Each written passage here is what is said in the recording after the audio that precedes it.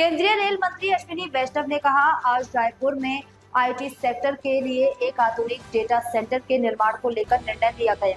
मैंने मुख्यमंत्री से इसके लिए अनुरोध किया है और हम जल्द ही उनके साथ मिलकर जमीन का चयन करेंगे। यदि रेलवे की कोई जमीन उपलब्ध नहीं होती है तो हम उसका भी उपयोग करके जयपुर में एक आधुनिक डेटा सेंटर बना सकते हैं, जहां हमारे युवा आधुनिक आईटी सेक्टर में प्रशिक्षण ले सके। 5000 युवाओं को इलेक्ट्रॉनिक्स मैन्युफैक्चरिंग में प्रशिक्षित करने का भी निर्णय लिया गया है। आज एक नई पहल भी शुरू हुई है। यदि रेलवे पर दी जाने वाली कंबलों को कवर किया जाए तो यात्रियों को बहुत मूल्यवान सुविधा मिलेगी।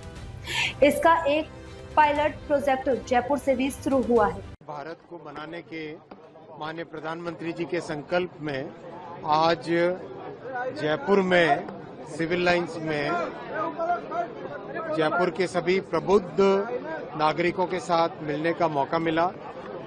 साथियों, जयपुर में किस तरह से आईटी सेक्टर का और विशेषकर आज के इस आधुनिक युग में एक मॉडर्न डेटा सेंटर बने, उसका आज निर्णय लिया गया और इसके लिए मैं माननीय मुख्यमंत्री जी से निवेदन करूंगा, बहुत जल्दी उनके साथ मिलकर एक जमीन आइडेंटिफाई करेंगे।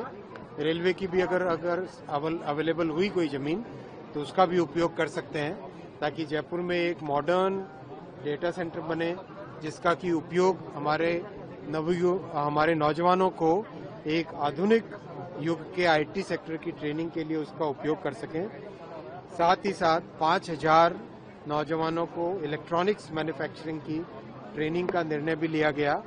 आज एक और नया प्रयास चालू हुआ है, किस तरह से रेलवे में जो कंबल मिलती है उस कंबल के ऊपर कवर अगर हो जाए तो एक बहुत अच्छी यात्रियों को सुविधा मिलेगी। तो उसका एक पायलट प्रोजेक्ट भी जयपुर से आरंभ हुआ है और साथ ही साथ 65 बहुत छोटे स्टेशंस जिनमें प्लेटफॉर्म्स को ऊंचा करना, फुल लेंथ के प्लेटफॉर्म बनाना, इस तरह की कई सुविधाओं का भी आज आरंभ हुआ। धन्यवाद।